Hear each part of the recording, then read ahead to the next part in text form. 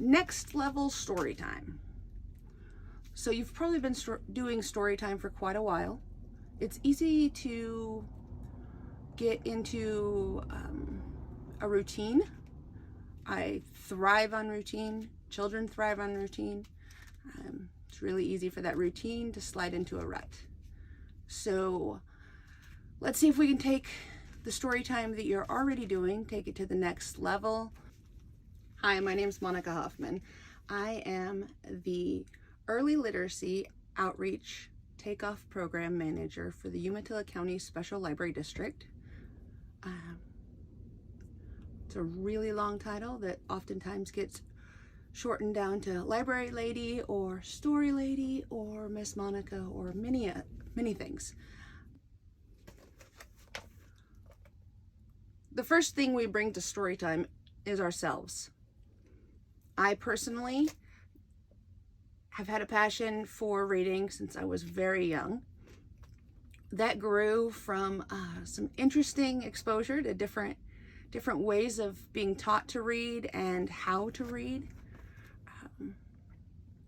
My family moved a lot when I was little, so I went to, I think, 10 elementary schools between kindergarten and 6th grade. So I had lots of different curriculums, lots of different teachers, teaching styles, and lots of gaps. I was actually another student teasing me about take a breath. And very late, I learned that punctuation was a great time to take a breath. So with those early exposures of having to read out loud in class, I dreaded it. Often I'd stutter.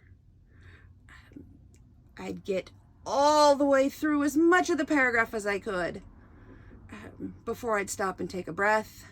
And oftentimes when it was someone else's turn to read, I wasn't listening to what they were reading. I was just making sure I would be ready when it was my turn.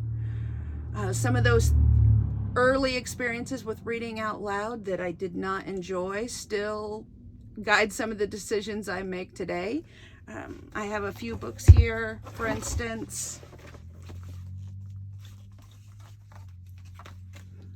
I never bring a Dr. Seuss book to story time, with the exception of maybe the board book versions. I enjoy alliteration, and a lot of the rhyming and the nonsense words are important. When you put those all together, it brings back that nervous stutter from when I was little, reading aloud in elementary school classrooms, and so I just don't. It's important to me to set myself up for success. I like to make sure that when I do a story time, that the preparedness that goes into it is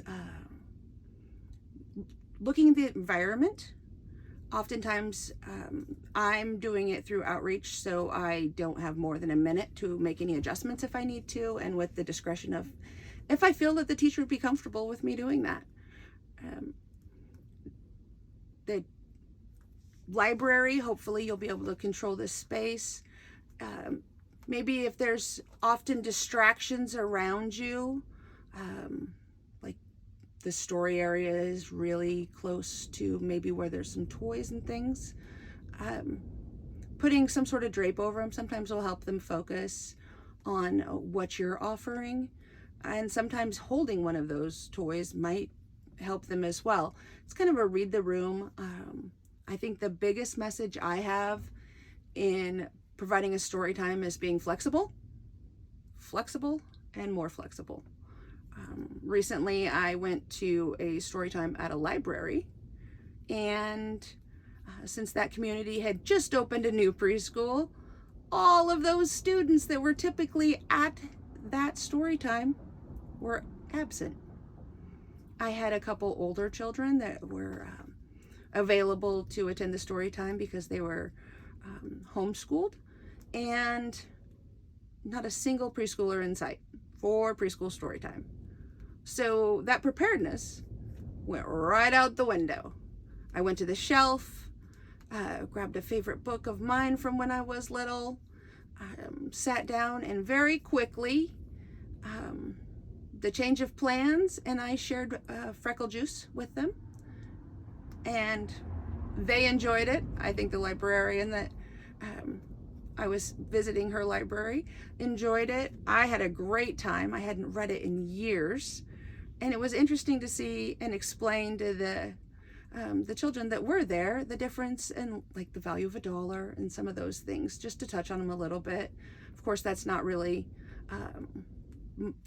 the role that the Storytime provider is there for, but there was no reason for me to read a picture book intended for a 4-year-old to children that were much older, or to just not offer it because there was no preschooler. So we just rolled with it. Definitely made sure we were being flexible. We only read one book that day because it was freckle juice, and we had a great time. So where I don't foresee that happening often, I do foresee the need for flexibility to happen often. I also like to make sure that everybody knows like what their job is, what I expect of them, what they expect of me. I like to go to a story time where it's a conversation between myself, the adults in the room, which I refer to as your big person. I don't know if it's your parent, your guardian, your older sibling, child care provider. It doesn't matter who your big person is. If I need to refer to an adult, I refer to them as their big person. I don't call them an adult because sometimes it is a teenage sibling that is not an adult, and I don't want to give the wrong idea to those preschoolers that their older sibling is an adult if that's not what their parents would want them to be referred to as. So I just use big person. When I refer to children, I call them friend.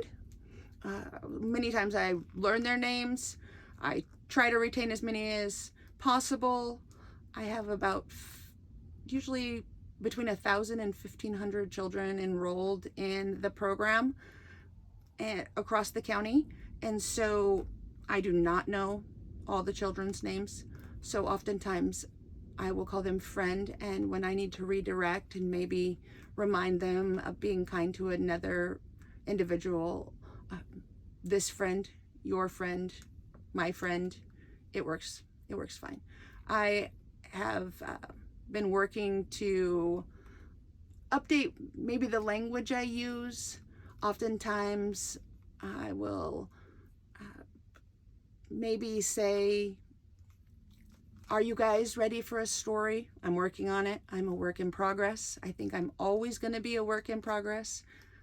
As you watch this, I hope that you'll give me some grace and know that every day it's a little more work. I catch myself. Sometimes I'll remember to correct myself. Sometimes I'll just hope that I'll get a better grasp on it next time.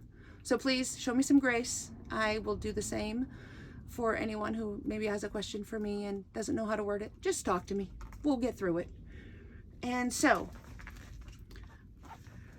I set myself up for success taking stories I enjoy. Occasionally I'll take one I've never read before. Not always the best plan, but I think when it comes to that, it's knowing your audience. If I don't know the book, I definitely need to know the audience. If I don't know the audience, then I definitely want to know the book ahead of time. So I hope that hopefully that will make some more sense here in just a little bit as we go through. Being authentic, being flexible, and being myself, that's all I can guarantee you. I came from a lot of different reading styles and learning styles. And so I think we all just kind of become what we are little bits at a time. A lot of times I'm learning something and I might not know why I want to learn it at the time, but maybe later on a little bit less of the world will pass me by. So let's see what we can. Originally, when I went to college, I thought I was going to be an accountant, and that lasted a hot minute. I eventually converted over to early childhood education. I was a preschool teacher for a great number of years. I think the students that I first had would be somewhere between 25 and 30 now when I first started. And the last class that I had a full-time responsibility for are now in a middle school or junior high, whichever you call it. And for about 8.5 years, I've been with the Umatilla County Special Library District, and just recently, last fall, became the chair-elect for the Children's Services Division, and I am excited for the opportunities through the Children's Services Division, and that next year I'll be able to chair.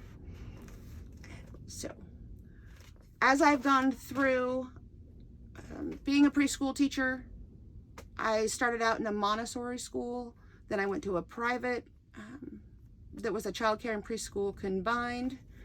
There's plus and minuses for all of them. I think the position I currently hold, being an outreach librarian, is the perfect blend for me. I get to share all the fun times. I very rarely ever have to tie the shoe of a child that is wet on a dry day. So that's something that I am not sad about anymore. And also I don't have to ask anybody if they've paid their childcare bill, things like that. So there's some great benefits to doing the fun part and avoiding the others. Going through being a preschool teacher, I did a lot of community trainings where I was attending them. And then when I joined the library district, one of the first trainings that I went to, I think, was a Children's Services Division workshop, and learned about the Views 2 study from the University of Washington. And that study rolled into the Supercharged Storytime, this book. And I've taken bits and pieces of that. I've taken bits and pieces of Conscious Discipline, bits and pieces of Every Child Ready to Read. And I think that just like all those different elementary schools that taught me how to read and were part of my elementary experience, all of the different trainings that I attend, and all of the classes for the early childhood education classes that I took, those were not like, I didn't do all of that before I started. I actually finished my degree during COVID, so I was already done being a preschool teacher before I ever finished the early childhood education part.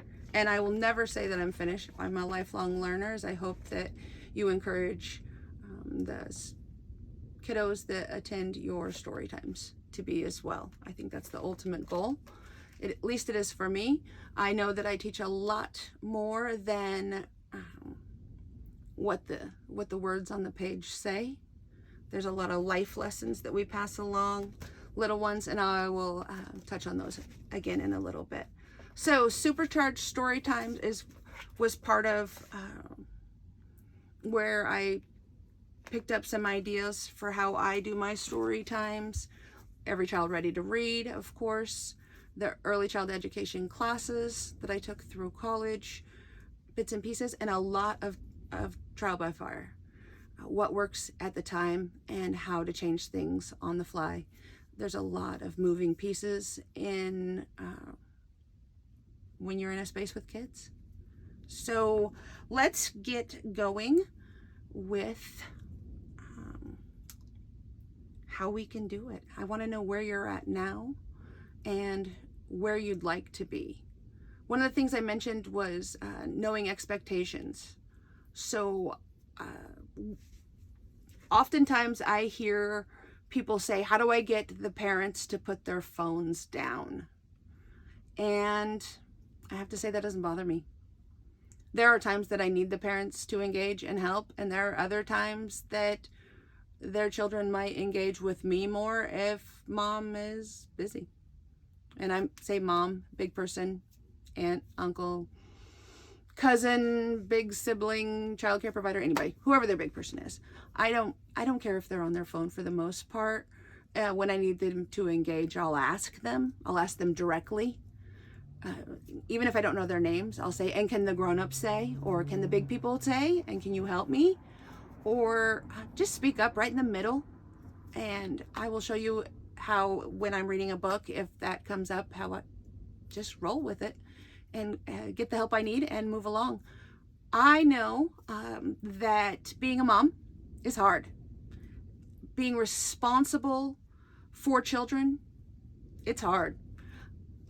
My oldest child is 26. He came pre-cooked. I met him when he was about 2.5. He is what most people would call my stepson. I call him, he's my boy. He is absolutely my boy. And he is, like I said, he's 26 now. The first time that I ever taught preschool was because the preschool he was going to attend needed a teacher, so I volunteered to fill in for a little bit, and that started my career. So I really thought I was doing pretty good, killing it on the stepmom world, and I was his preschool teacher and doing all the things. And 3 daughters later, I am very humble. I am very understanding of other moms or other people that are raising children or caring for children, anything they're doing. So if the 20 minutes that I have their child engaged with story time might be their 20 minutes of peace where they don't have to worry, then that's fine with me. If they want to, post on a social media, and I'm really excited if they post on a social media that they've got their child at the library or their child in an education atmosphere where a story time is being provided. So I give them a lot of grace. I ask for them when I need them. Sometimes I need them to actually engage less.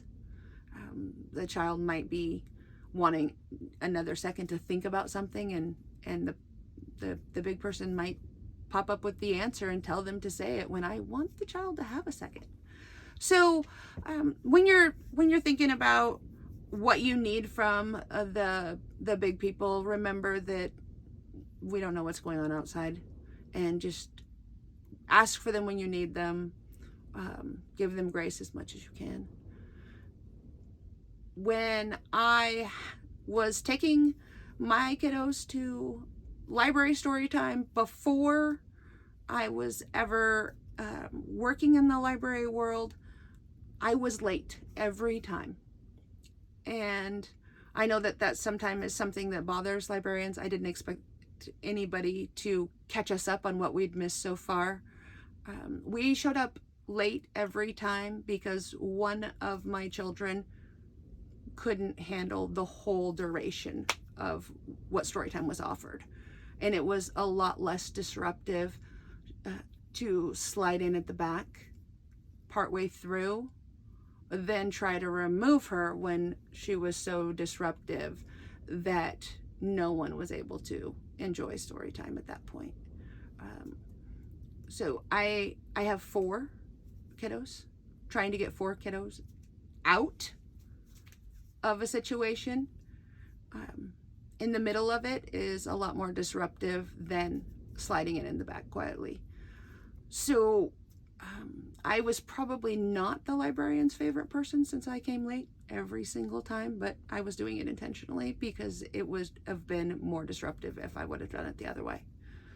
Like I said, when you're in an atmosphere where you're responsible for children, there's a lot of moving pieces that maybe we don't know about. So I just kind of try to be flexible and roll with whatever I have at the exact moment. I do a lot of story times in early intervention classrooms, so I get a lot of unpredictable situations. And then after the quarantine time and this staying home to stay safe time that we've had, a lot of children miss some social interactions where they would have learned to take turns and wait nicely, patience, some of those things that they just missed out on those opportunities. So there's a lot of trying to let them know what we expect from them in a way that still keeps it fun. I use a lot of sing-song voice or parentese when I redirect them. Maybe friend, I need you to sit down. Friend. I saw Anaconda, a cumulative lift the flap story. Author Jane Clark, illustrated by Emma Dodd. I saw Anaconda. I see several things here. I bet this is our character. I saw Anaconda swallow a tick. It made her tummy hop and kick. Will she be sick? I saw Anaconda swallow a skink. It slid down her throat before I could blink. Do you know how to blink? If you do just one, it's a wink. She swallowed the skink to catch the tick. There's that skink. That skink is blue. It made her tummy hop and kick. Will she be sick? I saw Anaconda swallow a frog. Fresh from the bog, still on his log. She swallowed the frog to catch the skink. She swallowed the skink to catch the tick.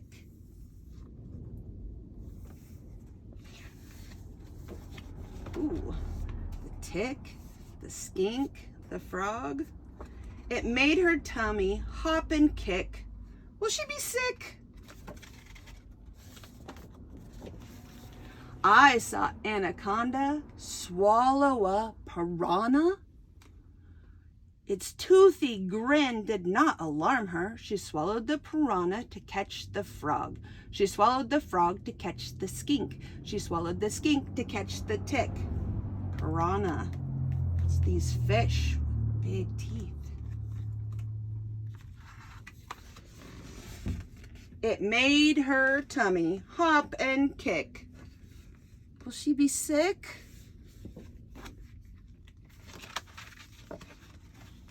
I saw Anaconda swallow a stork. She gobbled him up with no knife or fork. She swallowed the stork to catch the piranha. She swallowed the piranha to catch the frog. She swallowed the frog to catch the skink. She swallowed the skink to catch the tick. It made her tummy hop and kick. Will she be sick? You may have noticed some cars that you can hear going by. As an outreach librarian, I am often in the van driving from site to site to go to where the kids are to share stories with them. And when I'm sharing this story with you today, I am between sites and in my van. I saw Anaconda swallow a gator. She snuck up beside her and then she ate her. She swallowed the gator to catch the stork. She swallowed the stork to catch the piranha. She swallowed the piranha to catch the frog. She swallowed the frog to catch the skink. She swallowed the skink to catch the tick. It made her tummy hop and kick. Will she be sick? And then Anaconda swallowed me.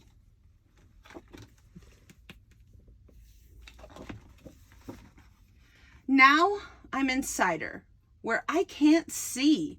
She swallowed me to catch the gator. She swallowed the gator to catch the stork. She swallowed the stork to catch the piranha. She swallowed the piranha to catch the frog. She swallowed the frog to catch the skink. Remember that blue lizard? Is it really a lizard? She swallowed the skink to catch the tick.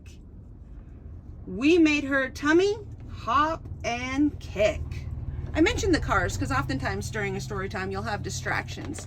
And sometimes it's easier to just acknowledge them and move on. So, Anaconda swallowed me. We made her tummy hop and kick. And then she was sick. Do we see them all? Where is that? Let's see, where is the tick? I see the skink. I see the frog, the alligator, the stork, the piranha. There it is. There's that tick and me. What happens when a snake swallows a skink to catch the tick that made her tummy hop and kick? Will she be sick?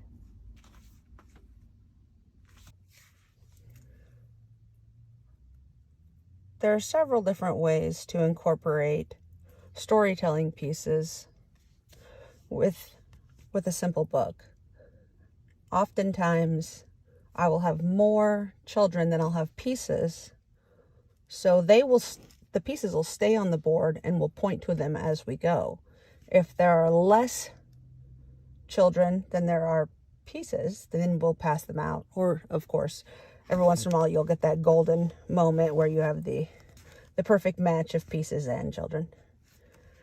This is one of the books that I love to read with a group, and it kind of lays the groundwork for one that we read later on. The Jacket I Wear in the Snow by Shirley Netzel. And the pictures are by Nancy Winslow Parker. This is The Jacket I Wear in the Snow. It matches. This is the zipper that's stuck on the jacket I wear in the snow. Has anyone ever needed help with a zipper? Needed maybe a big person to help get it together or to pull it up? Or if it gets stuck and it just won't move? That's not a good time. So when we say stuck, when we're talking about the zipper, we're going to say it with a voice that lets us know we don't like it. Everybody will know we don't like it. So when we say, this is the zipper that's stuck, I want to hear that grumpiness. All right? If I say stuck, I want you to say stuck. Let's practice that. This is the zipper that's stuck. Stuck. Oh, good job. This is the zipper that's stuck on the jacket I wear in the snow. This is the scarf, woolly and red, that's caught in the zipper that's stuck on the jacket I wear in the snow. This is the stocking cap for my head that matches the scarf, woolly and red, that's caught in the zipper. That's what? That's right. It's stuck on the jacket I wear in the snow. These are the mittens that hang from each arm that I wear with the stocking cap for my head that matches the scarf, woolly and...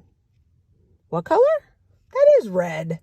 Woolly and red that's caught in the zipper that's stuck on the jacket I wear in the snow. This is the sweater, all itchy and warm, that meets with the mittens that hang from each arm that I wear with the stocking cap for my head that matches the scarf, woolly and red, that's caught in the zipper that's stuck on the jacket I wear in the snow. And it goes on. And they are able to participate just by saying that one word. And they follow along all the way until it gets unstuck. And then that might be a story that we'll share in a season when we have beautiful snow, or maybe we're anticipating that snow is coming. And then later, when we're reading One Duck Stuck, maybe in the spring, we bring that same fun word back. And if they've attended before, then they remember that was quite the time. And so they get to have that same job again. So One Duck Stuck, and this is Phyllis Root, illustrated by Jane Chapman. And if you'll notice, I'm reading the board version. The board book version is the one I prefer. The regular one is a little wordy. When I'm working with the group I have in mind that has this same capacity to help me with the stuck as we go through. So, one duck stuck. That same little growl, grumpy voice. Down by the marsh, by the sleepy, slimy marsh, one duck gets stuck in the muck down by the deep green marsh. Uh-oh, I don't think that duck would want to be stuck. So when I say stuck, I want you to say it with me. And we're going to let everybody know we don't like to be stuck. Help! Help! Who can help? Two fish splish to the duck. Everybody say splish. Splish. Oh, no luck. Still stuck. Three moose clump. Can everyone say clump to the duck? No luck. Still stuck.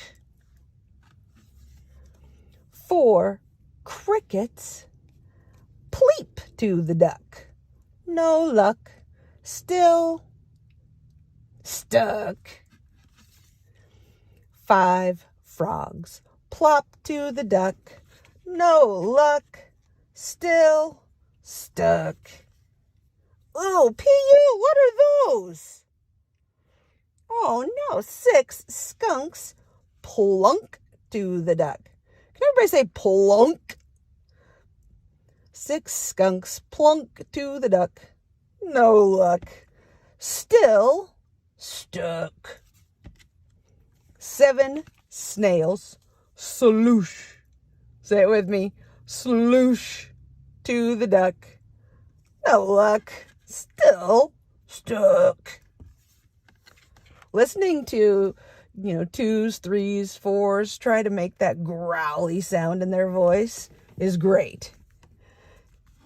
8 possums slosh to the duck. Everybody say slosh to the duck. No luck. Still stuck. As this goes on, a lot of times that you'll have children that are saying, most of the words with you. They won't know the 9 snakes. Slink. So you'll say slink. They'll copy slink. And then they'll say to the duck. No luck. Still stuck. And if they don't follow along with lots of the words, at least they'll be able to join you with stuck. 10 dragonflies zing to the duck. Everybody say zing. No luck. Still stuck. Help. Help. Who can help? We can. Oh, look, it looks like they're going to use some teamwork. Everybody say splish. Everybody say clump. Everybody say pleep. How about plop? Plunk. Ooh, that's a stinky skunks. Sloosh. Slosh. Slink. Zing. They all helped the duck who got stuck in the muck. Spluck. Thanks, said the duck who got out of the muck down by the deep green marsh. One duck stuck in the muck. You can count the animals who come splishing, plunking, slooshing to the rescue in this mudlicious counting book, Splunk. Several times, if we maybe are having troubles with pronouncing words that I'm trying to get them to copy, or as I'm going along, we'll ask, what's next? If we had 6 skunks and 7 snails, how many possums do you think we're going to have? Let's see. 1, 2, 3, 4, 5, 6, 7. That's right. 8 possums. There are a lot of ways to incorporate asking questions and encouraging interaction. Now, this one, of course, has some rhythm to it when you're reading it. And if the conversation gets going well, the rhythm kind of gets lost. So never hesitate to go back and say you're doing 7 snails sloosh to the duck. And you have a conversation about what sloosh could possibly mean. Maybe get a little derailed trying to figure out what's going on in the pictures or whatever it might be. Don't hesitate to go back and say, no luck, still stuck. 7 snails sloosh to the duck. No luck, still stuck. Just go back and grab a sentence or two and get that rhythm going again. And never give up conversation in an effort to keep the rhythm.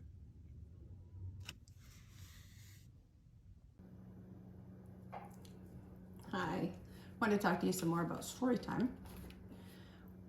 When I go to a story time, one of the most important things to me is to make sure that both the adults and the children feel important. They feel valued, they're heard. And you make sure that they know that you want them to be there, even if they're wiggly, even if they're maybe not that interested in what you have to share. You still want them to be there.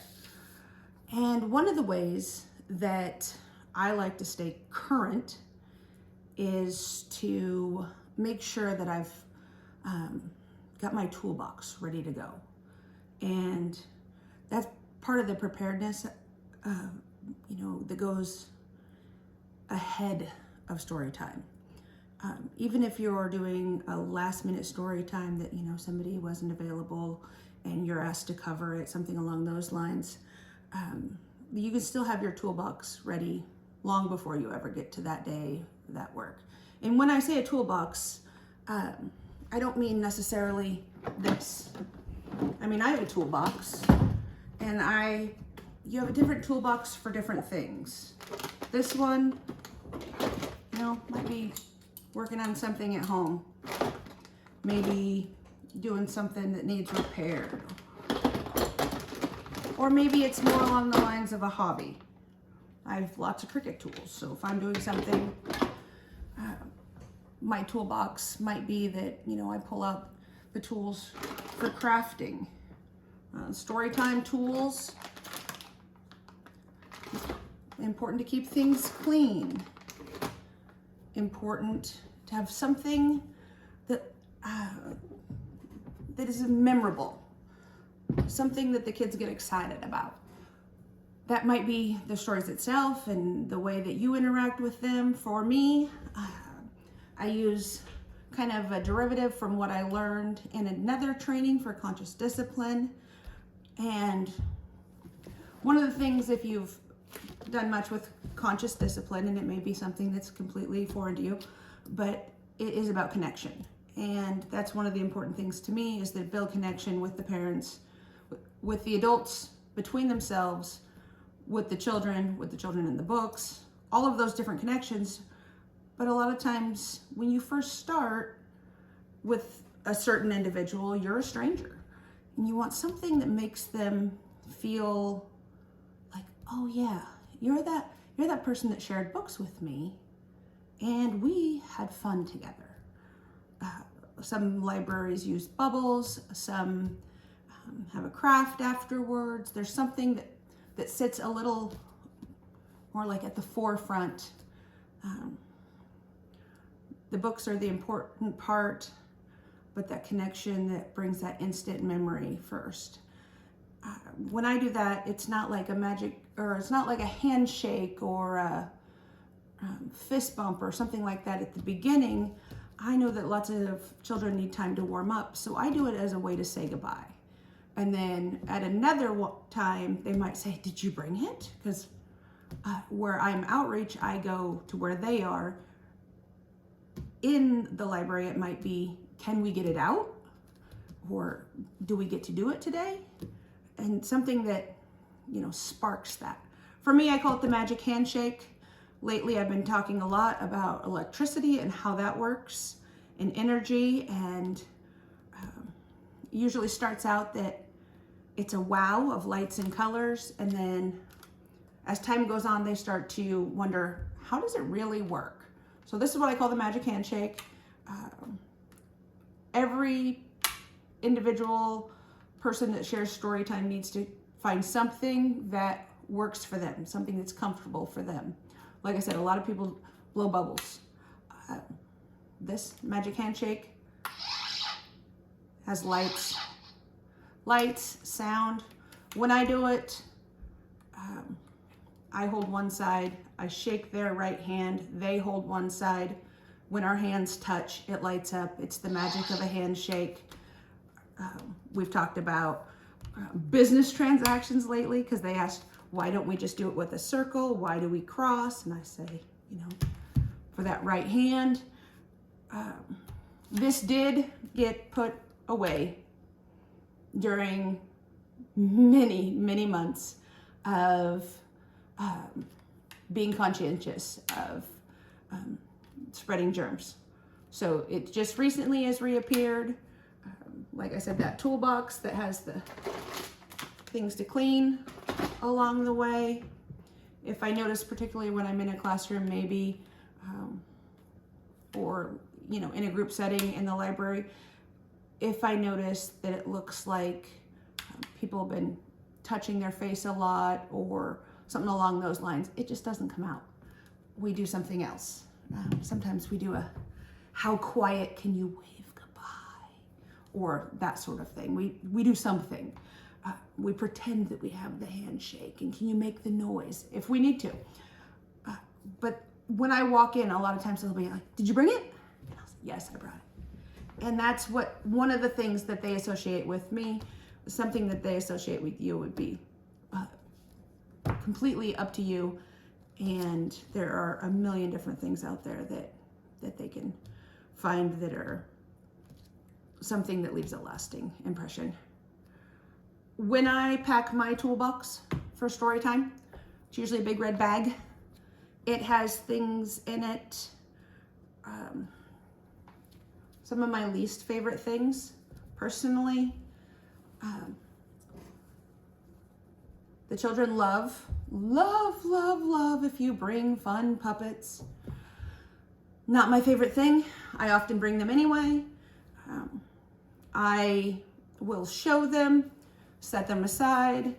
I do not have those physical skills to work a puppet, turn pages of a book, and do all of the things and feel confident. So puppets are something that are usually introduced, given to maybe handed to someone who's near me, and so we can refer to it, but it's not something that I actively make the puppet say the words of the story. The first and foremost thing that you bring to story time is yourself. For me, it's important that I stay current with what their teachers, their next teachers, will be learning. What is current for what teachers are being asked to incorporate into their classrooms. So that's why I've gone to a few conscious discipline trainings, because if their kindergarten teacher is going to be using conscious discipline in their classroom, I want to make sure that I'm not doing anything that contradicts that ahead of time. I've done a lot of trainings through community-based trainings, like the conferences you're at now, continuing ed conferences, any opportunities, whether it's a parenting or early literacy, one that's intended for preschool teachers, kindergarten teachers. I try to attend as many things as I can, just so that I stay current. Several years ago, I went to a children's services division training, and there was a speaker that was discussing the Views 2 study out of the University of Washington, and that study spurred this Supercharged Storytime book and trainings, and I've gone to a couple of those. And let's see, Every Child Ready to Read. I think I made a list here of some of the other ones. I went to college for early childhood education most recently, and so I just try to make sure that those bits and pieces keep kind of coming, so that the toolbox of my mind is current with what teachers are doing. And then I reach out to other areas.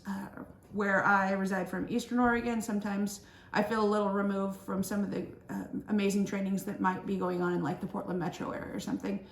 And so I've gone to a training offered by the Idaho Commission on Libraries called Read to Me. It was great. So even if you're maybe not in an area where you can find exactly what you're looking for, get creative, keep looking. I like to always be a lifelong learner. I like to teach children to be lifelong learners. I do not like to sing, not even a little bit, but I know how important that is to incorporate into story times. So oftentimes I will choose a book that encourages that, whether it's one that is an actual song that's in print or one that has a nice rhythm to it that feels like a song.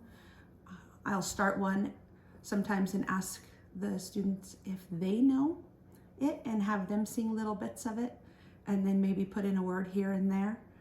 It's kind of like when you have a large group that may be saying, I'm just going to use the Pledge of Allegiance for an example. Oftentimes the person leading it will have the microphone and say, I pledge, and then they move the microphone away and let everybody join in if they so choose.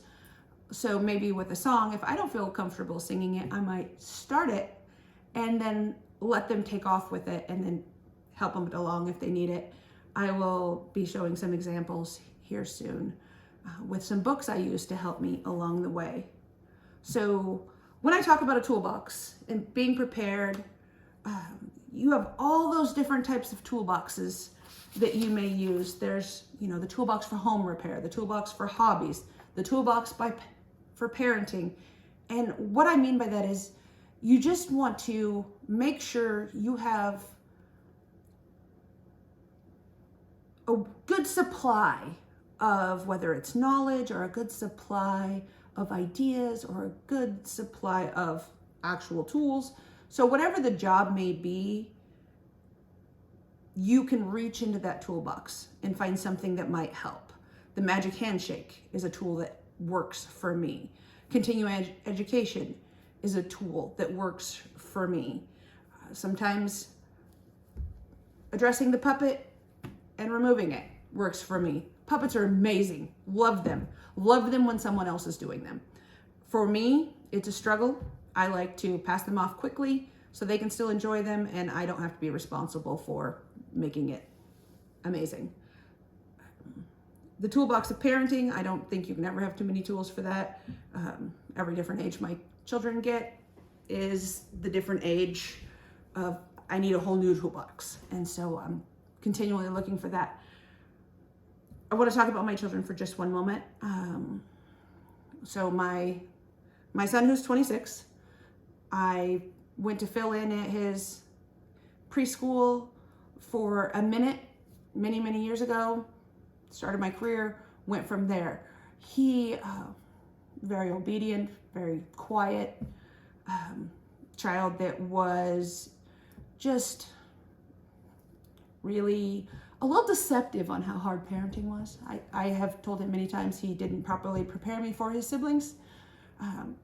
My eldest daughter, to this day, she's in her 20s, very eager to please others. She's very obedient. She often will remember something about the rules that she had and question why her sisters don't have those rules. And a lot of times I'll mention that they do have those rules.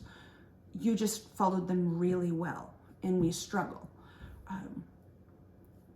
My middle daughter is the one who probably had the biggest impact on changing my teaching style, my delivery style, the way I interact with children. She changed it all. She completely changed it. So even though I was teaching preschool, my own children, the first two, they were kind of easy to navigate. So in my groups with children, we did things together. All right, glue the orange square next to the blue triangle. We all did that. Very orderly, very just rigid. This is how we do it. This is what we're going to do next. And that was the way things were. Lots of structure and navigating a straight and narrow path. And then I had my middle daughter, and she's just, I refer to her as my wish baby. It took me lots and lots of years to get her. And so I wished and wished and wished for her, and you got to be careful what you wish for. She taught me how to be flexible. When she came along, I knew that either she was going to break me out of my rigid routines, or I was going to break her. And there was no way I was going to break her spirit.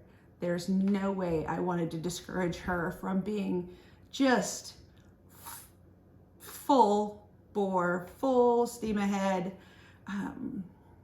She's just so very different from her older siblings, and everything I wished for and more.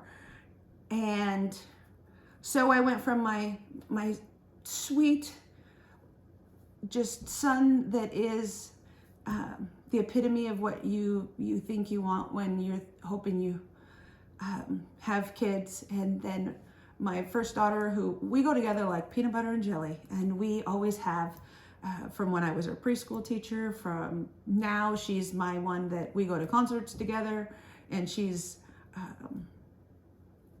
doing her student teaching to become a teacher. We are peanut butter and jelly. We speak the same language. And to the point where if you get one or the other of us on the phone, most people can't tell the difference, including like my husband, my siblings, my mother, can't tell which one they're talking to. And then my middle one, and like I said, she taught me how to be flexible. She taught me how much joy and excitement there is in the world. And then I have my baby. And my last two were just 20 months apart. That's not what we thought was going to happen. And I often describe her as being spicy. And there's sweet and there's spicy, and she's the spicy from before she was even 2, has not simmered down at all. And she just is 15. This month turned 15. So we are in the thick of it, and she is the spiciest. She is always physically maybe been the strongest from being just tiny, and she is the most cuddly, and there's just something about that baby that, and so every child I've had has taught me how to do my life differently and my job differently. And I have to say, those last two have made me, my last two have made me the Storytime presenter that I am, because that's one time they land is for a story. Of course, my youngest went about 4 years of telling me she hates books and everything reading. And come to find out, she is one of the strongest readers I know. She reads well beyond her years and reads constantly, loves books and devours everything she can get her hands on, but for years told me she hated it, and basically just to make sure that I knew that what I was passionate about, she was not interested in, even though she was doing it on the side. So I wanted to just mention them because every child is so very different. Every child in your Storytime will be so very different.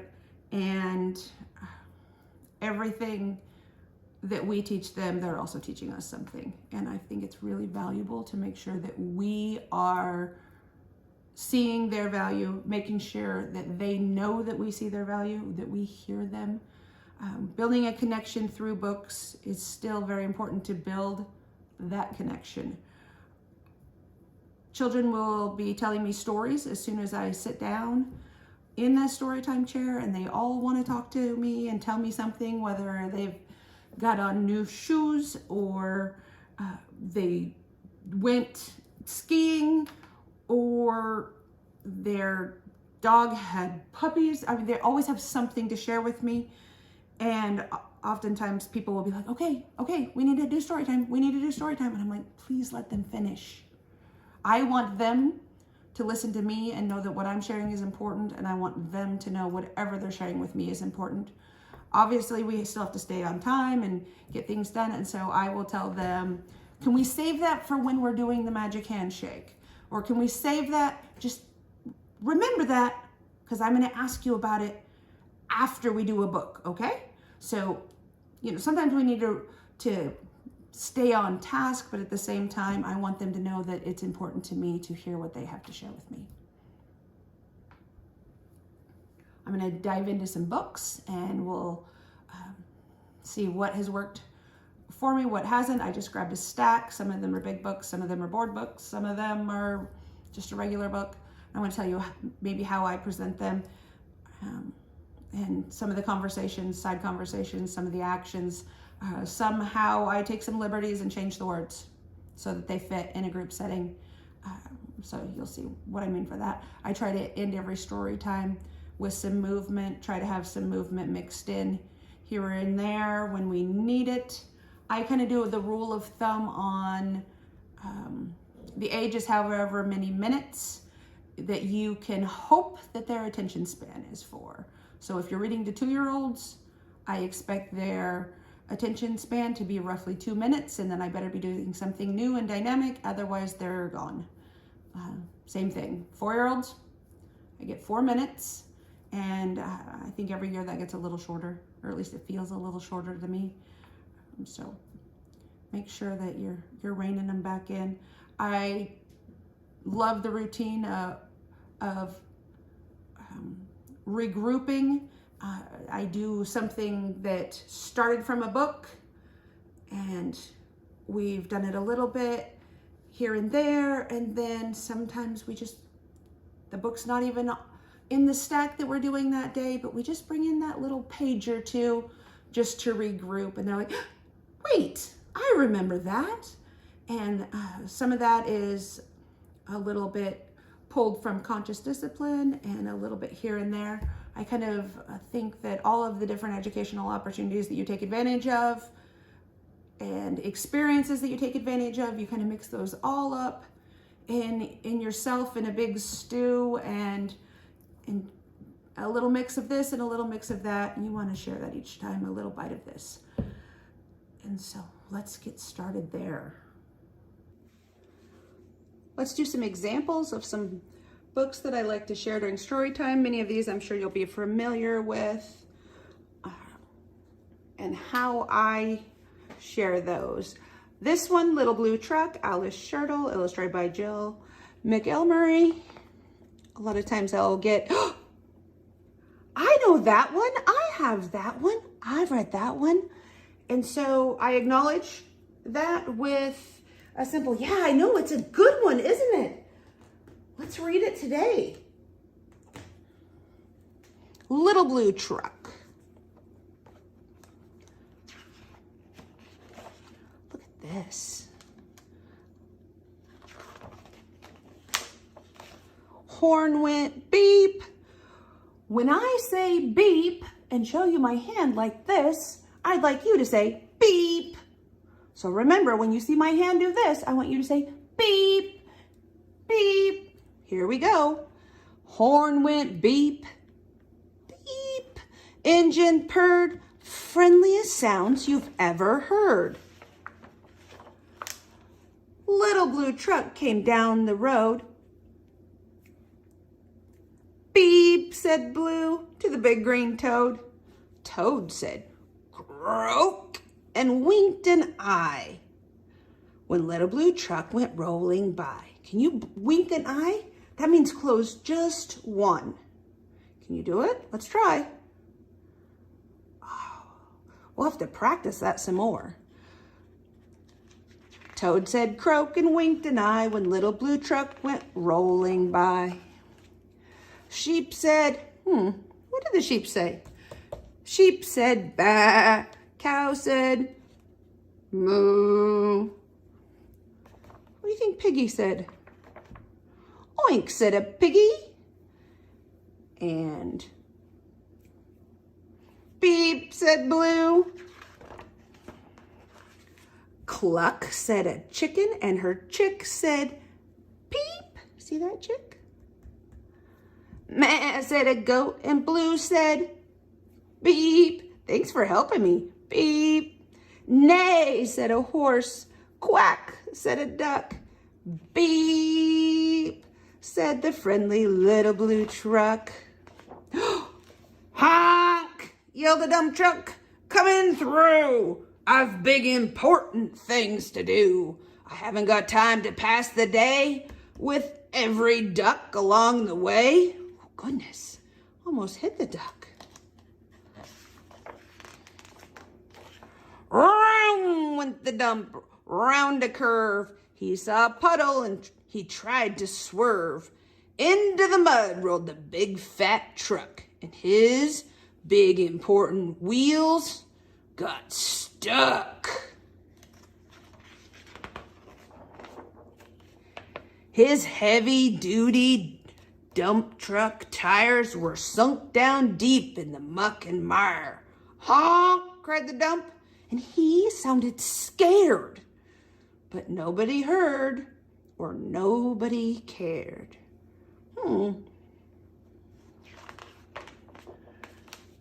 Then into the mud, bump, bump, bump, came the little blue truck to help the dump. Little Blue pushed with all his might.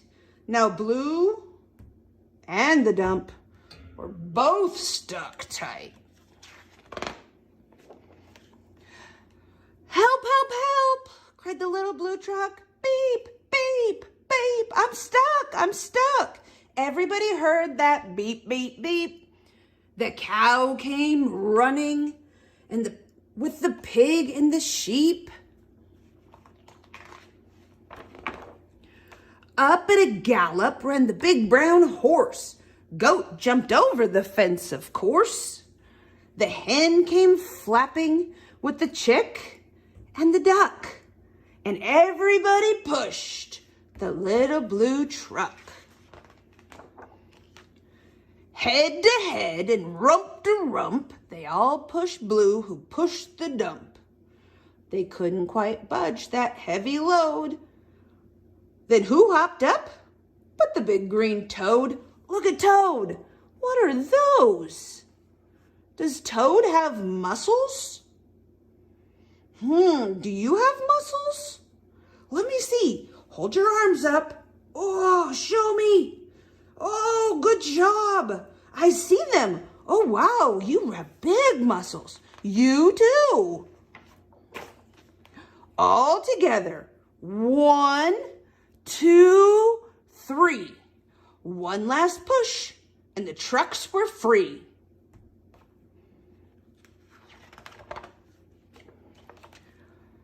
Thanks, little brother, said the dump to Blue. You helped me, and they helped you.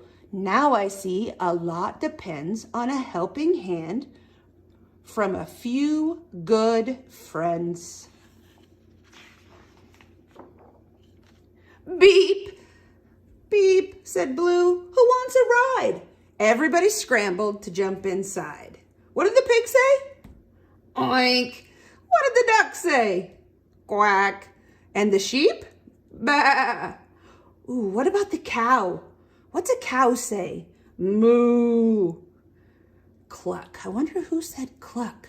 Oh, I bet that was the hen. Hen said cluck. And her little chick? Peep, peep. The horse? Neigh. What did the toad say? Ribbit, ribbit. Oh, yeah. Frogs can ribbit, and I think Toad likes to croak. Croak. And how about the goat? Meh. Oh, and look at the little blue truck. What does he say? The friendliest sound we've ever heard?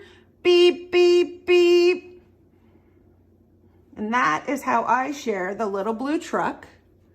Look at that.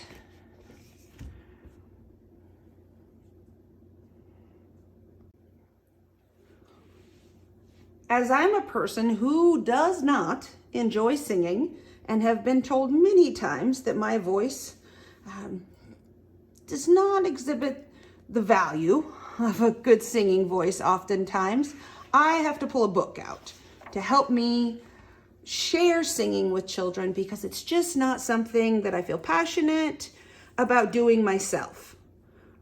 I know the importance of sharing it with children, so I definitely do. But I don't just sit with them and sing with them. It's just not something I feel comfortable with. And children will know 100% if you're not being authentic with them. So I pull out a book that has a song with it, and I can kind of read with a sing-song voice, and that is how I share song with them. And oftentimes, maybe something like Old MacDonald Had a Farm. Obviously, they've probably had that before, and they can sing with that, and I can fade into the background a little bit where I'm a little more comfortable when it comes to singing. The Animal Boogie is a fun one. Here is Old MacDonald Had a Farm, but it's the Pete the Cat version. Just a tip that I have learned the hard way. If you are going to wear a graphic tee that has Pete the Cat on it, please share a Pete the Cat book or you will not be forgiven by a small individual. And make sure that somewhere it's in there, even if it's not a Pete the Cat story, maybe a Pete the Cat song in there. Be aware of what you're wearing because they will notice and they will bring it up to you. So in the toolbox of my story time, I like to have a book that I can use as a song, my magic handshake that I'll share. I also need to make sure that I have my ID badge because I go into schools and it's important that any individual can identify who I am.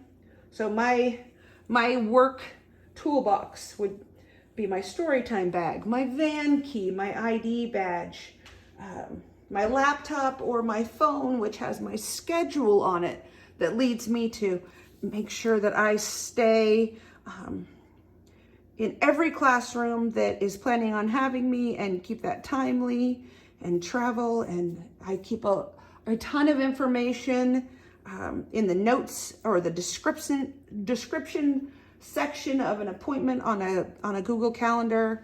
That might be a great place where if you're planning a story time, and we often make sure that we have our phones, in our pocket, we can put which books we plan to pull on there. So maybe if we lose where we wrote a note or any of those things, that's just in the description of that on your calendar. It's an easy way to always have it at hand. So that's one of the things in my Storytime toolbox would definitely be my cell phone with my Google Calendar, the van key, the ID badge, the book that encourages a song, the closing story, which I used an action one, and I will share some of those with you and how I do those. And of course, just everything that I've planned for that day, just have it all together and ready to roll. And then when everything goes completely off the rails of what I had imagined in my head, I can still pull something else out of the toolbox and have a successful story time. So I will not be reading these whole stories. I will just be sharing a couple pages of them. The Animal Boogie. Looks like it's by Debbie Hartner and Fred Penner. This is one that is a popular one. I haven't shared it I don't think I've shared this in a couple years, but the last time I shared it, it definitely went over well. This one has some puppets to go with it. I have here's the list of the 6 puppets that I include when I use this. I have the note right there so that I can carry on and make sure I've got those ready. And like I said, it's easy to break into song when it's in a book. Also, some of them might be easy to use a CD or maybe some digital audios to help you along if you struggle with singing like I do. Here we have Down in the Jungle, Come If You Dare. This is the Animal Boogie. And it's fun to make the voices with this and keep it sing-song, so you're doing a little bit. And I like to assign some audience interaction where I'll say, oh, great, if I'm the reader and you're the audience, this is one where I need a lot of audience help. So sing with me. Down in the jungle, come if you dare. What can you see shaking here and there with the shake? With a shaky shake here and a shaky shake there. What's that creature shaking here and there? Ooh, it's a bear. It goes shake, shake, boogie woogie oogie, shake, shake, boogie woogie oogie. Are you helping me?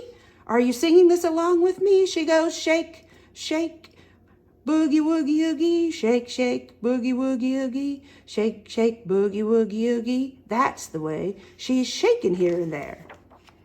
Down in the jungle where nobody sees, what can you see swinging through the trees with a swingy swing here and a swingy swing there? What's that creature swinging through the trees? It's a monkey! He goes swing, swing, boogie woogie oogie, swing, swing, boogie woogie oogie. And when we're doing that, it's swing, swing, boogie woogie oogie. That's the way he's swinging through the trees. Down in the jungle in the midday heat, what can we see stomping its feet? With a stompy stomp here and a stompy stomp there. What's that creature stomping its feet? What is that? You know what that is, don't you? Yeah, let's stand up for this one. It's an elephant. She goes stomp, stomp, boogie woogie oogie, stomp, stomp, boogie woogie oogie, stomp, stomp, boogie woogie oogie. That's the way she's stomping her feet. So where I do not enjoy singing and it is really out of my wheelhouse, this is the way that I still include it, still make sure that I'm sharing it with children and take some of the pressure off of me. And when I have Pete the Cat, especially if I'm wearing a Pete the Cat shirt, it doesn't matter what the story time is about. We make sure that we have a Pete the Cat book. Old MacDonald Had a Farm. And there are a lot of different versions of this, and there's a lot of different ones that are that share different cultures as well that I've noticed coming out in some stories in recent years, and I have really enjoyed those. This one I grabbed basically just because it has Pete on it. I need a song, Old MacDonald, great. I need Pete the Cat, great, we've got it. So I can grab this, throw it in the Storytime bag, and we can roll along and have a fun song. See if we can make some hee-haw noises maybe, or anything else that we come across. If we were to read this on the same day that we did Little Blue Truck, we'd be like, here's a frog that says ribbit, ribbit. What did Toad say? And we'll refer back to what Toad said in the last book and see if they can recall that Toad didn't say ribbit, ribbit like Frog does, that Toad says croak. All right. So if you're struggle with sharing songs, I highly encourage using a book that has a song. And like I said, if you're ever wearing a graphic tee that has a character on it, I have one with pigeon on it. Make sure that you've got a story that goes along with it. Otherwise, you will have some little people that will let you know you forgot. All right, let's see. Where is Green Sheep is a favorite. And I like to bring this little green sheep along. It doesn't have to be this specific green sheep. You could print out a picture of a sheep and color it green. I just like to do this one so that way we can refer to it. This is what we're looking for. But like I said, anything, even it could just be like a green square with a sheep. Anything along those lines. It doesn't have to, be a little plushie. It could be a piece of paper you hold up or have pinned up near your Storytime area. Where is the green sheep? Mem Fox and Judy Horisic. I struggle sometimes pronouncing names, so oftentimes I'll be like, oh, this author is Mem Fox. Our illustrator's name is Judy. I've noticed the preschoolers aren't really concerned with last names to the most part. Here is the blue sheep. And here is the red sheep. we often discuss that this looks maybe a little less red than what we would expect. And we'll say, what color is this? And sometimes we'll get orange. Every once in a while, someone will say coral or salmon, and we just roll with it and see how many different color names we can come up with. Here is the bath sheep. And here is the bed sheep. Did you know that this is my favorite sheep in the whole book? Why do you think this would be the story lady's favorite sheep in the whole book? Is it because this sheep is the one that's in bed? Maybe this is the sheep that's sharing a book? Yeah, this one, that's my favorite, the sheep with the book. And it's not even the green sheep, but it does have a green book. So, and here is the bed sheep, but where is the green sheep? This is the sheep we're looking for. Here is the thin sheep, and here is the wide sheep. Here is the swing sheep. And here is the slide sheep. Woo, that looks fast. But where's the green sheep? Here is the up sheep, and here is the down sheep. Here is the band sheep, and here is the clown sheep. I think they're juggling. Can we say juggling? Juggling? How many balls is this sheep juggling? 1, 2, 3, 4, 5, 6, 7. Here is the clown sheep juggling 7. But where is the green sheep? Here is the sun sheep, and here is the rain sheep. Here is the car sheep, and here is the train sheep. Where's the train sheep? Oh, right there. Look, there's even a cow. But where is the green sheep? Here is the wind sheep. Here is the wave sheep. Here is the scared sheep. Here is the brave sheep. This must be a swimming pool. Where is the green sheep? Ooh, here is the near sheep. And here is the far sheep. I see you, hello. Here is the moon sheep. And here is the star sheep. Look at this.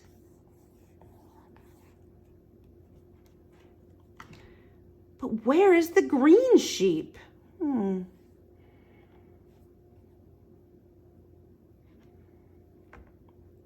Where is that green sheep? Turn the page quietly. Let's take a peep.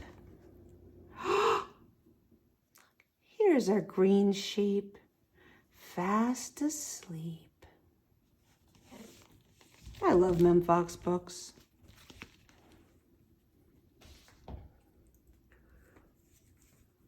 This book is one that I love to end Storytime with.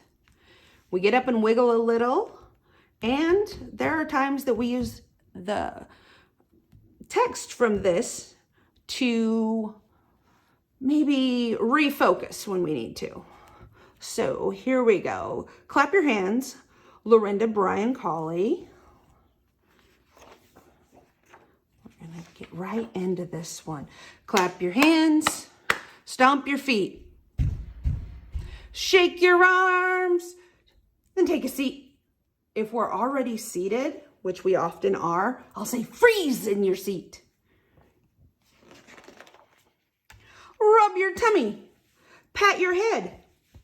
Can you do them both at the same time? Ooh, point to something yellow. Can you point to something red? Sometimes I'll adjust the words a little so that way I can keep us at circle or keep us gathered together, and that helps us still follow the text, but at the same time take a little liberty with that and adjust it as we need to. Reach for the sky. Wiggle your toes. Stick out your tongue. Touch your nose. Beep, beep. Roar like a lion. Roar. Can we growl like a bear? Roar. The text here says, give me a kiss, do you dare? When I share this, I say, let's blow a kiss if you dare. And we blow a kiss. Wiggle your fingers. Slap your knee. Quick adjustment. You tickle you. I'll tickle me. Show me big. We can find something big on this page, like an elephant, or we can stand up tall and stretch big. And find something small. Can you get small? Let's get all the way small. Ooh, spin in a circle, but try not to fall. We can do that if we're careful of our neighbors, or we can do that while we're sitting down, crisscross applesauce, and we can move just our upper body and make sure that we're using our core. Do you know when someone talks about your core, they're talking about your tummy muscles? Close your eyes, and I cover my eyes like peekaboo. And count to 4. 1, 2, 3, 4. Peekaboo! Do a somersault across the floor. Let's save that for later. Spread your feet. All right, let's do that. Let's stand up. Look upside down. Can you see who's behind you? Make a silly face. Remember, always start with your horns. Hands up. Put your thumb above your ears. Let's start with some wiggly antlers. Make a silly face. Blah, blah, blah, blah, blah. Act like a clown. Do you know why we always start with our horns? We start with some antlers because we want to make sure that we don't put our hands in our mouth. Yeah. Hop like a bunny. Boing, boing, boing. Flap like a bird. Are you flapping like a chicken? Or are you majestic like an eagle? Are you soaring? Quiet as a mouse now. Shh. Don't say a word. Tell me your name. My name's Monica. What is yours? Oh, that is beautiful. How old are you? Mine starts with a 4. Are you 4? Tell me a secret. Ooh, I don't really like secrets, but I like surprises. So let me tell you about a surprise. Psst, psst, psst, psst, psst. Hands by your mouth, like this. All right. Put your hands around your ear, and I'll whisper, psst, psst, psst, psst, psst, psst. I'll tell you one too. Psst, psst, psst. Purr like a kitten. Purr, purr. Bark like a dog. Are we a big dog? Woof, woof, woof. Are we a little dog? Crawl like a baby. Oh, we can do that like we're doing it in the sky. What do your hands do when you're crawling? Oh. Jump like a frog. Can we croak like a frog or ribbit like a frog? Ribbit, ribbit. Count your fingers. 1, 2, 3, 4, 5, 6, 7, 8, 9, 10. I see we all have shoes on, so let's stretch and touch our toes. Oh, there we go. Wiggle your eyebrows. Where are your eyebrows? Can you touch those? Yeah. And wiggle your nose. Can you do it without touching it? I have to put my finger on it. Wiggle, wiggle, wiggle. Show me your smile. That looks like a happy face. Can you show me your frown? Is that maybe when you feel grumpy? Or maybe when you're sad? Stand on one foot and jump up and down. Or we can stand on one foot and lift the other one up and down, up and down. Can you switch? That other foot sometimes is harder. Stand on one foot and lift the other one up and down, up. Can you hold it? And down. Fly like an airplane, high in the sky. It's time to go now, so wave bye-bye. So this makes it a great last book of story time. Bye-bye. Clap your hands.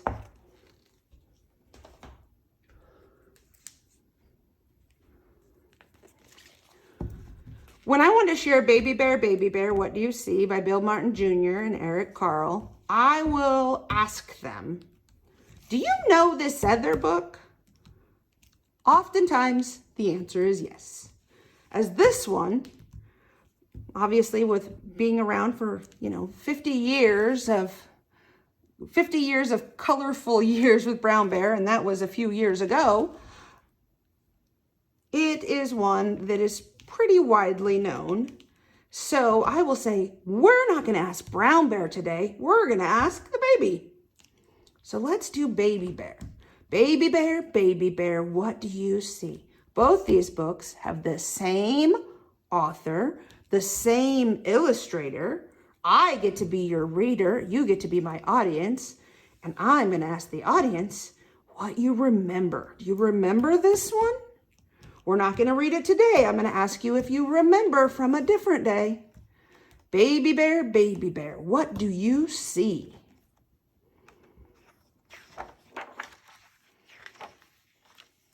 Baby Bear, what do you see? I see a red... Wait, that other book sees something red first. What does this one see? Brown Bear, what do you see? I see a red bird looking at me. Do you think we're going to see a red bird? Baby Bear, what do you see? I see a red fox slipping by me. Well, that's definitely not a bird, is it? Red fox, what do you see? I see a flying squirrel gliding by me. Flying squirrel, what do you see? I see a mountain goat climbing near me. Can we say mountain goat? Mountain goat. What do you see? I see a something blue. Mountain goat sees something blue. What is blue in this one? Do we remember? It is a blue horse. You are right. Do you think mountain goat sees a blue horse? It's something that's flying.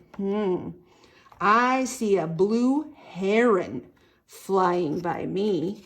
We have those in our local river. I see a blue heron flying by me. Blue heron, let's say that. Blue heron, what do you see? I see a prairie dog digging by me. Prairie dog. That doesn't look like the dog at my house. Is that a pet dog? No, that's a prairie dog. Prairie dog, what do you see? Uh-oh. Prairie dog sees something that can get kind of stinky. What do you think it could be? Something that we see and we say, P-U. I see a striped skunk strutting by me.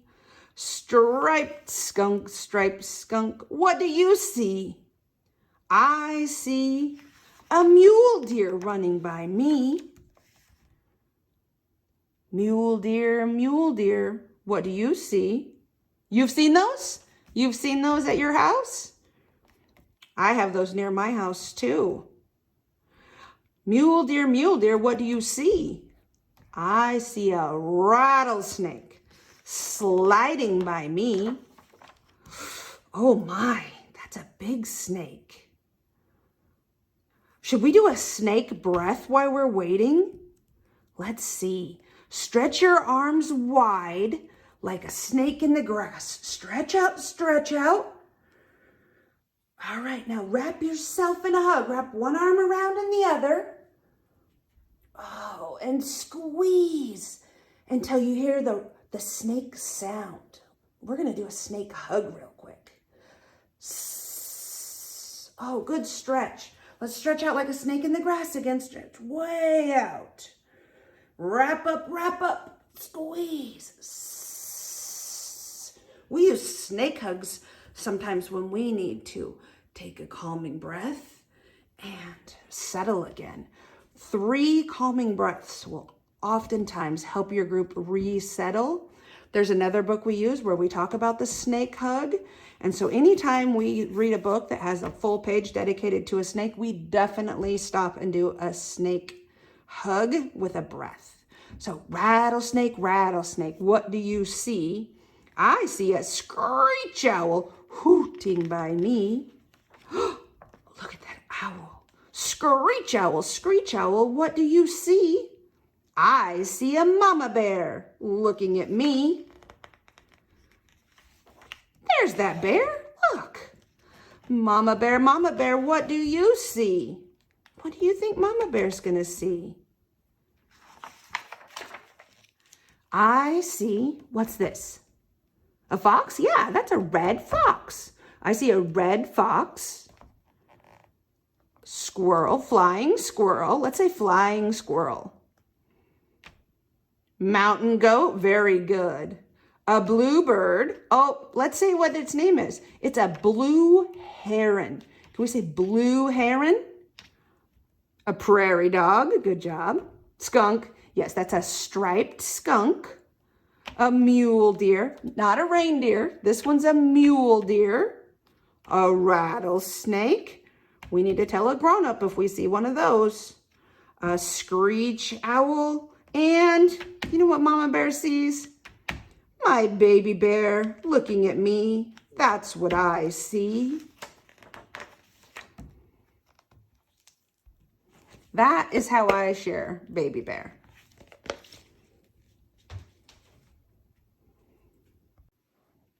What I like about me. This one's author is Aaliyah Zobel-Nolan, and it's illustrated by Minka Sakamoto. That means Aaliyah made the words that I'm going to share with you today, and Mika, or Micah maybe, is Mickey? You know, I'm going to have to look and see how that name is pronounced. I'm not sure how to pronounce the illustrator's name, but that is who made the amazing pictures that we're going to look at, the illustrations. This is called What I Like About Me. What I Like About Me, a book celebrating differences. I like my spiky hair. It's great. When the wind blows, it still stands up straight. When clouds appear and skies are misty, that's when my hair gets nice and twisty. Let's look around. Let's look at our friends. I see some friends with straight hair. I see some friends with curly hair. I see some friends with long hair and some with very short hair. Do you see that? Look, most all of us have some, and we do it differently, don't we? We play cool music. We have a ball. It doesn't matter if we're short or if we're tall. Look, there's a step. Eyebrows like mine are so much fun. Sometimes there are 2, and then there are 1. My big ears make the girls all giggle, especially when I make them wiggle. Let's see, let's find our ears. Can you make them wiggle? Wiggle, wiggle, wiggle. Our freckles impress all the teachers. We think they're one of our best features. Features, what's that? Is that a way to describe things? A feature? Or is that something that we have that's unique to us? These look like they might be siblings, I bet. But that's why they have similar features. Some kids have teeth that gleam real white. With braces, mine shine twice as bright. Does anybody know a big kid that has these?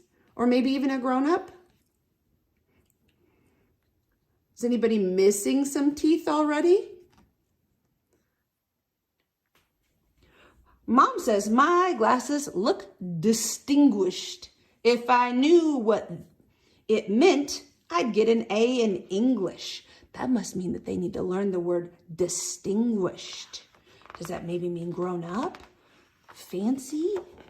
Important? Our different lunches hit the spot. A burrito, sushi, or curry that's hot. Ooh, all those sound very yummy. I've had big feet since I was 8. In any shoes, they look just great. Do you have feet? Can we stretch and touch our feet? Ballet slippers make my feet petite. That must petite. But here's what I'd rather wear on my feet. Are those ballet slippers or maybe bedtime slippers?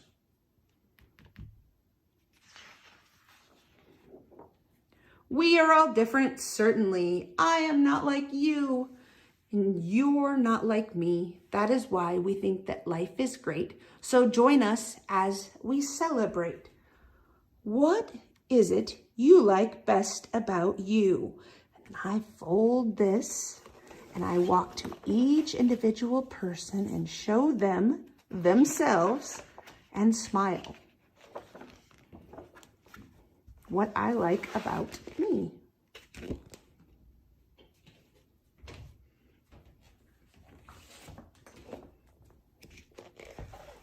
When I share here are my hands, I'll often do that starting with it open all the way.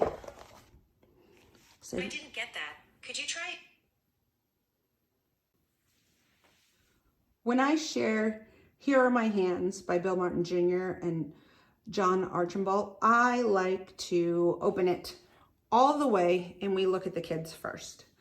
This is illustrated by Ted Rand. And we count. We use this to count 1, 2, 3, 4, 5, 6, 7, 8, 9, 10, 11, 12. We're going to see these kids inside of our book. Let's look for them. Let's remember the friend that's hanging from the swing. Here are my hands.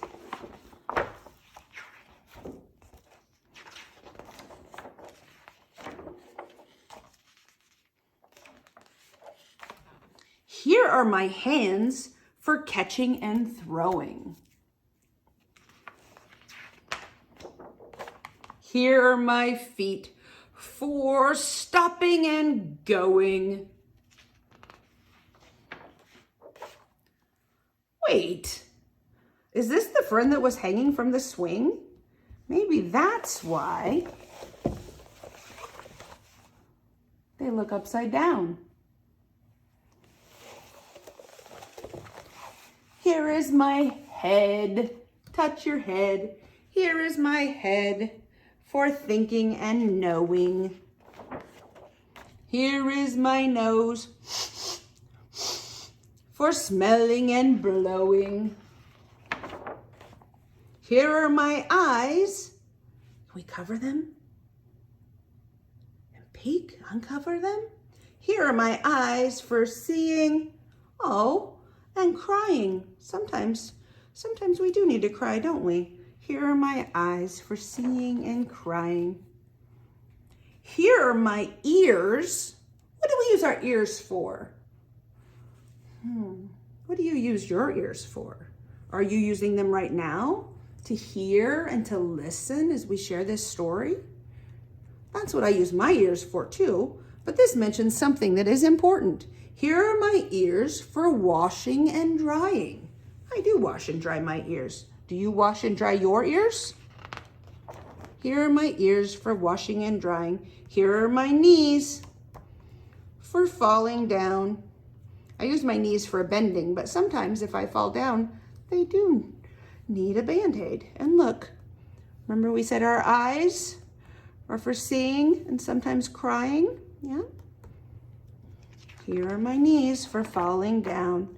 Here is my neck for turning around. Uh-oh, when you're getting a haircut, it's important to sit very still. That's not a good time for your neck to be turning around. But my neck turns very well from this side to this side. Can we turn our neck to the left? To the left? Can we turn our neck to the right? I can see all around. Here are my cheeks for kissing and blushing. What is blushing? Makeup? Yes, sometimes you might put something on your cheeks to make them appear pink. That's one thing. Sometimes it maybe if you have big feelings, your cheeks might show some blushing. What happens if you are outside in the cold? You might have your cheeks and your nose show some blushing. What about also if you're very hot? If you're outside and running and playing when it's very hot, you think maybe that would make your cheeks have some pink or red to them? Yeah. Here are my cheeks for kissing and blushing. Here are my teeth for chewing and brushing. Can you show me your teeth for chewing and brushing? That is a great smile. Here is my elbow, my arm, my chin. Where's your chin? Oh, that's your neck. A little bit higher. Yeah, right below your mouth, but before your neck. Here is my elbow, my arm, and my chin. And here is my skin that bundles me in. What is on the skin? What are these? These are fun. Bubbles. All right.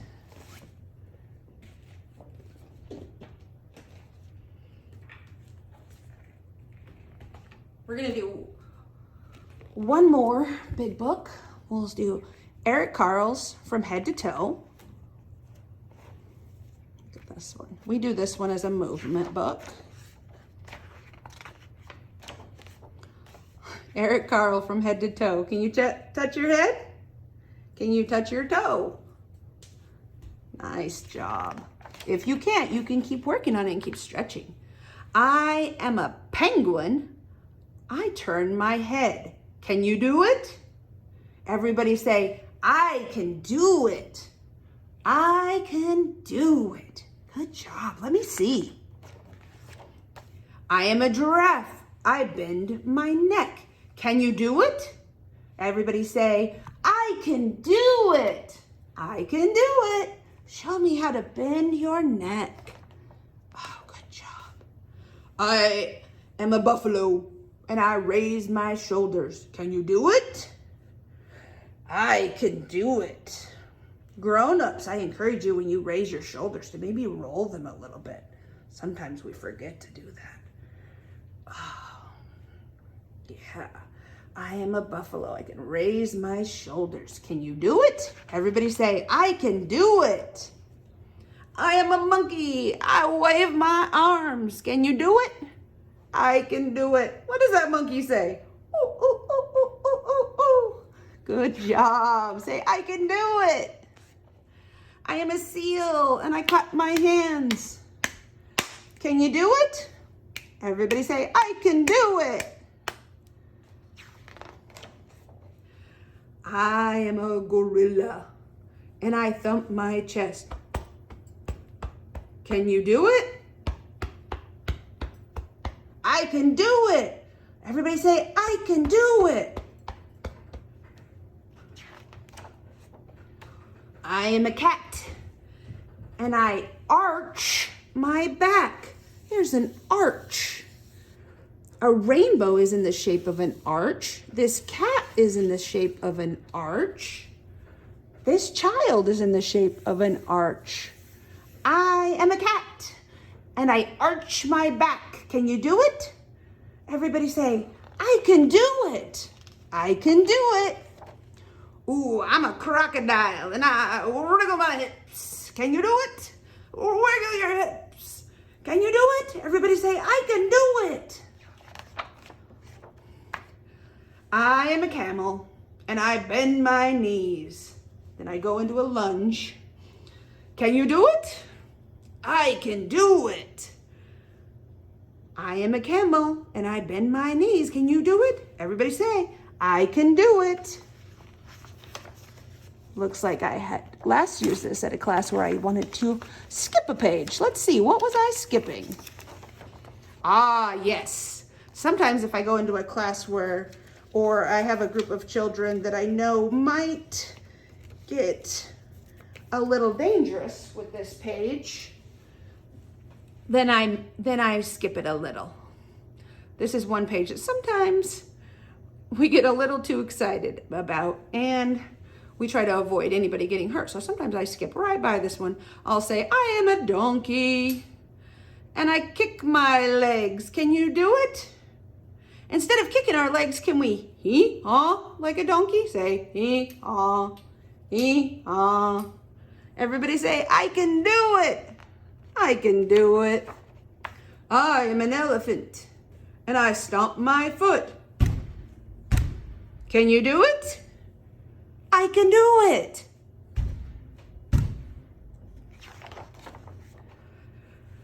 I am I, and I wiggle my toe. Can you do it? I can do it. I can do it. And there we go. That's a fun one. We can get up and move a little. It says, are you ready? Here we go. Move yourself from head to toe. I can do it. That's what the kids will say when they wiggle, stomp, thump, and bend across the pages of this book. Laughter and squeals of delight will abound. There we go. As children and their elders too participate in the action. Yes, this is a fun one. All right, one more. I am going to get us going in this one.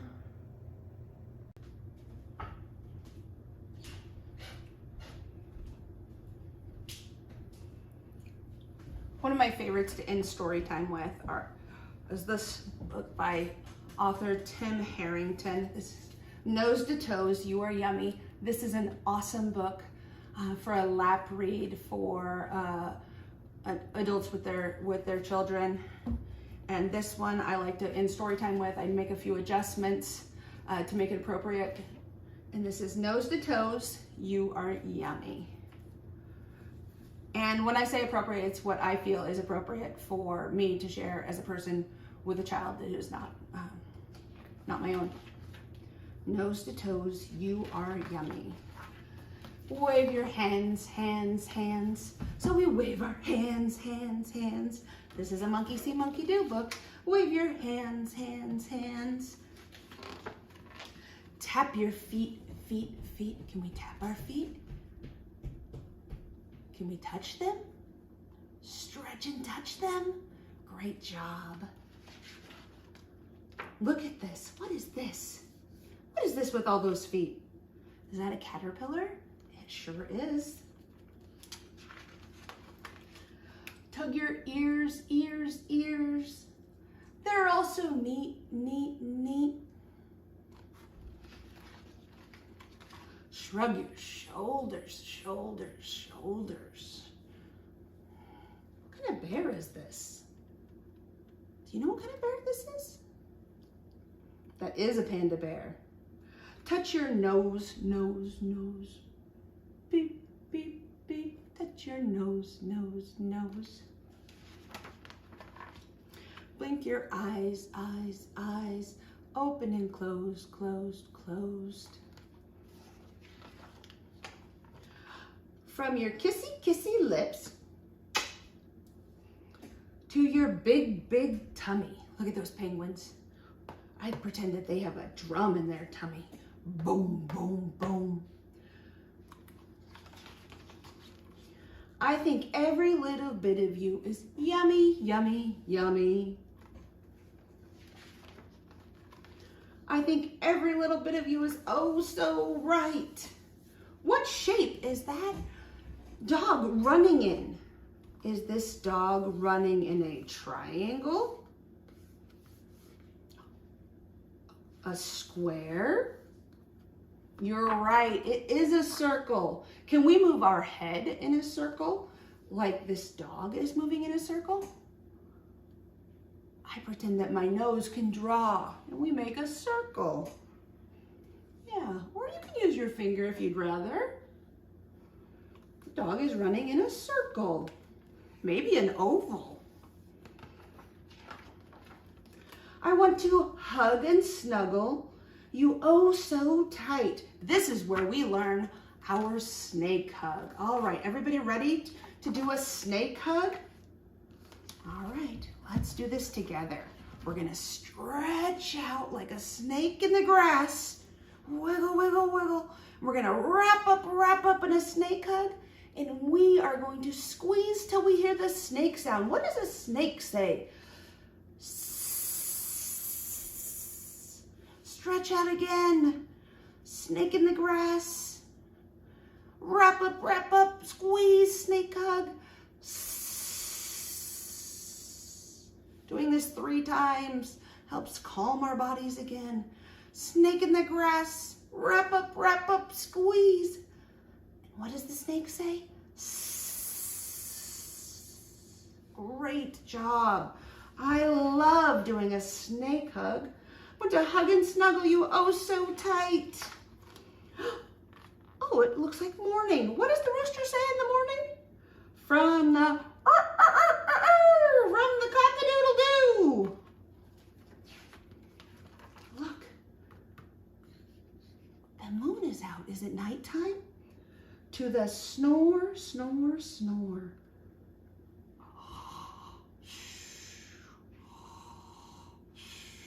Are we snoring? Every time I look at you, I want more, more, more. I like to say every time I share stories with you, I want to come back. More, more, more. Do you remember that book we read before, Owl Babies? There was a mother owl and 3 babies. Do you remember their names? There was Sarah and Percy, and what was the little one? Sarah and Percy and Bill. That's right. Sarah and Percy and Bill. That is so good. I am glad that you are remembering. Look at this. Learn to do the yummy dance. Get ready. Wave your hands. Tap your feet. Tug your ears. Shrug your shoulders. Touch your nose. Blink your eyes. Blow kisses. Stick out your belly. Yum, yum, yum. Pat all over. Hug and twirl. I think we did the snake hug on that page. Cock-a-doodle-doo. What's the rooster say in the morning? Arr, arr, arr, arr. And fall asleep. Jump around.